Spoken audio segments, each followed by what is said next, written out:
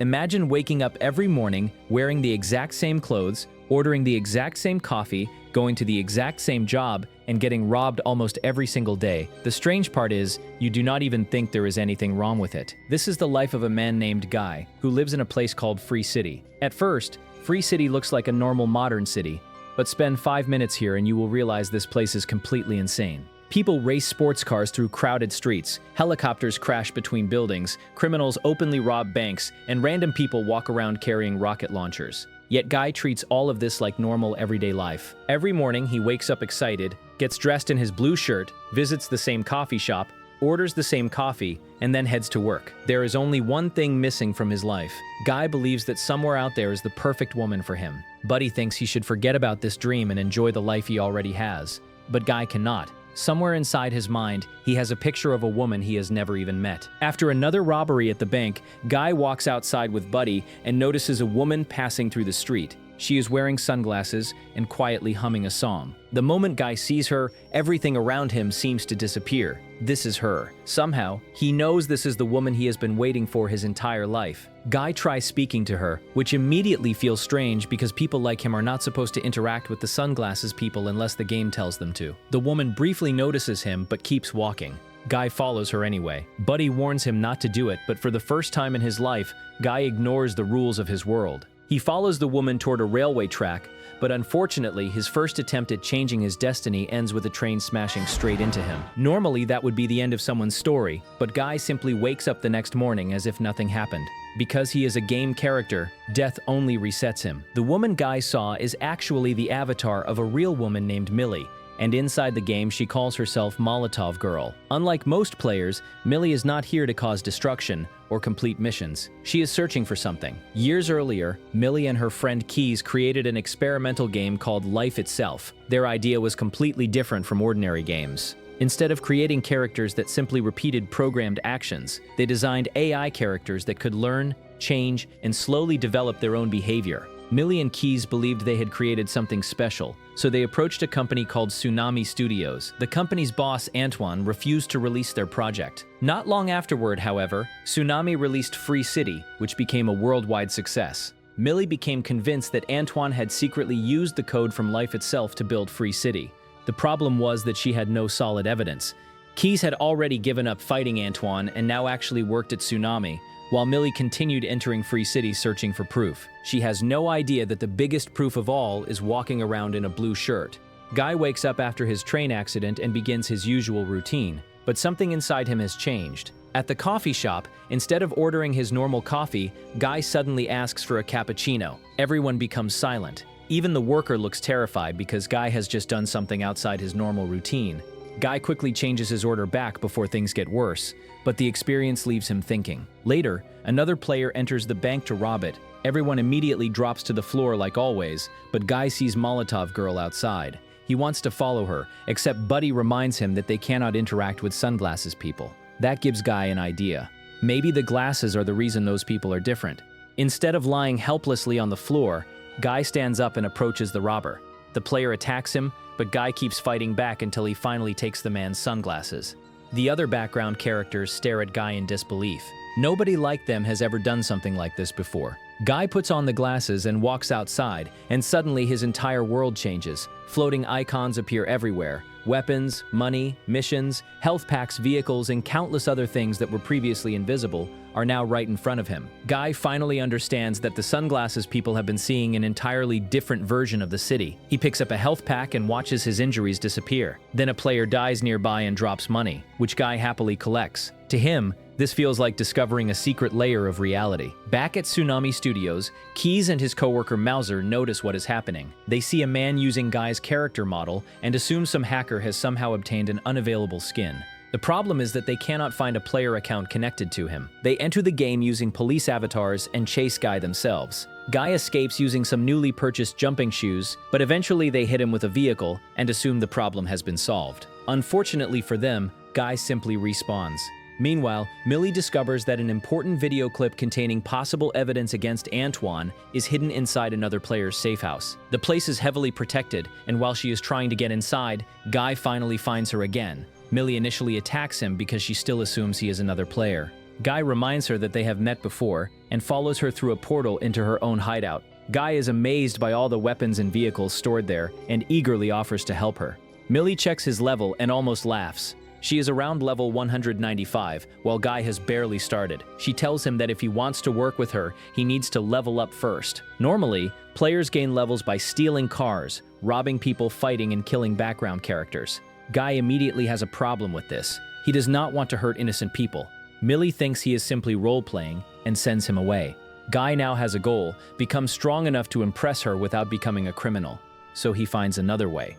Instead of attacking innocent background characters, Guy starts hunting the players who attack them. He stops robberies, fights criminals, saves people, collects their equipment, and slowly levels up. In a game designed around destruction, Guy becomes famous by being the one person trying to do good. Videos of him spread across the real internet, and everyone starts calling him Blue Shirt Guy.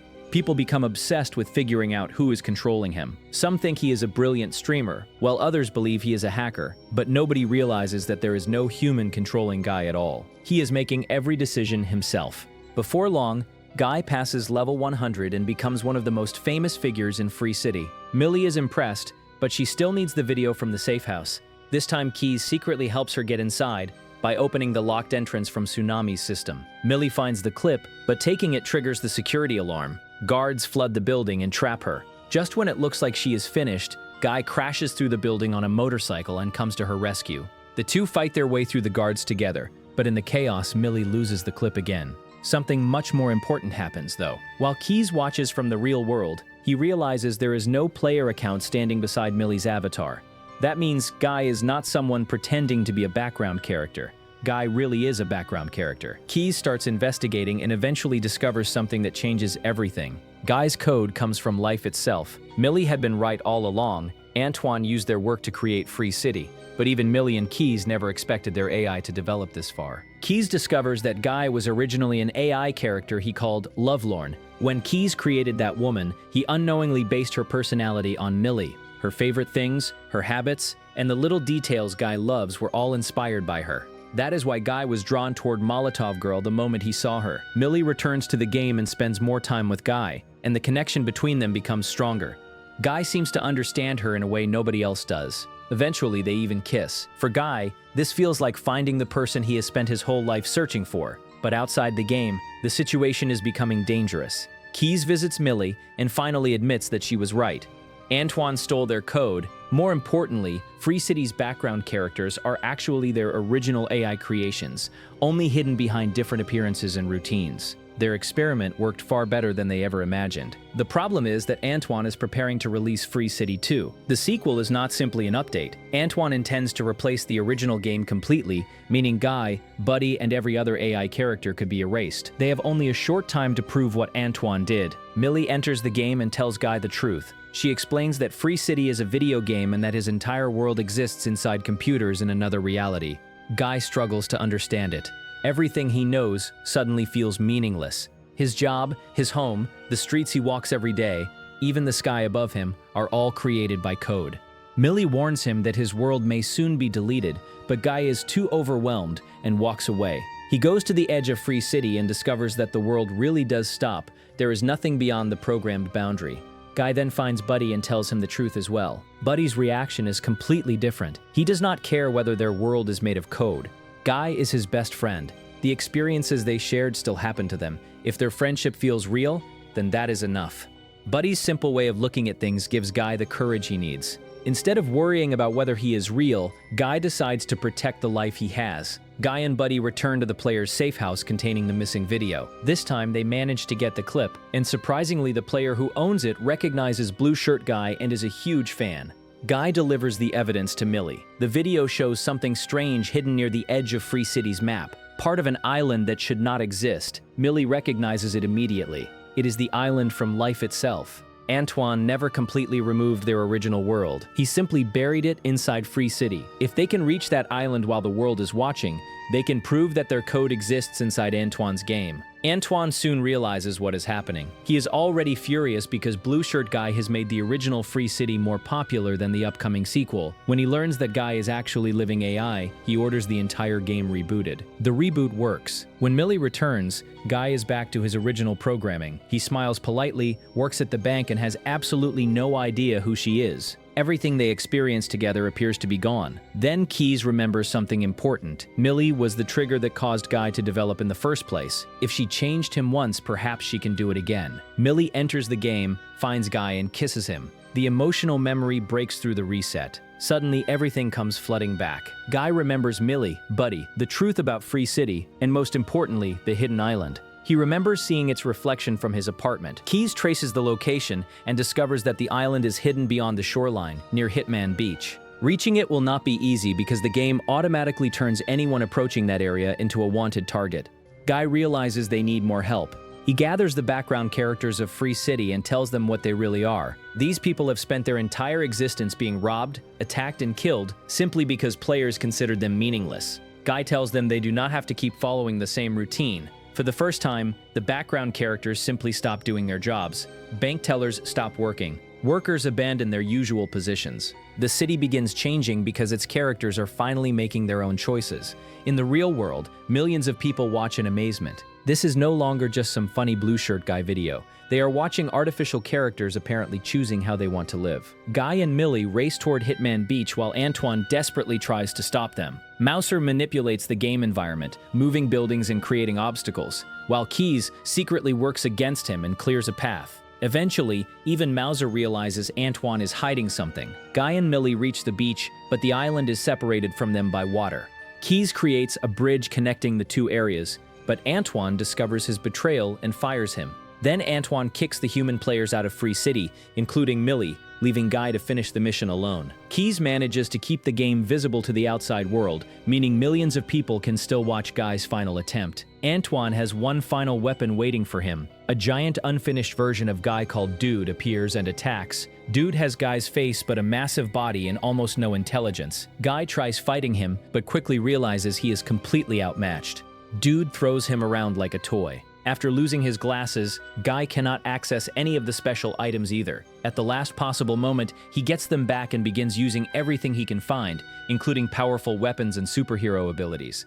But Dude still refuses to stay down. Guy finally realizes he does not need to destroy him. Instead, he puts the sunglasses on Dude. For the first time, Dude sees the hidden world of the players. The discovery distracts him completely, and the fight ends without Guy having to kill him. Guy runs toward the bridge with Buddy beside him. Antoine, now completely desperate, decides that if he cannot stop Guy inside the game, he will destroy the game itself. He grabs an axe and begins smashing the physical servers running Free City.